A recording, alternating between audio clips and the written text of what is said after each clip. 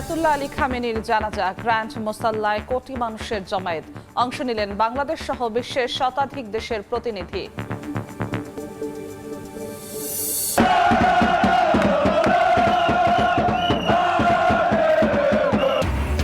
প্যারাগুয়েকে বিদায় করে কোয়ার্টার ফাইনালে ফ্রান্স। পেনাল্টি থেকে গোল করে মেসিকে স্পর্শ করলেন এমবাপে।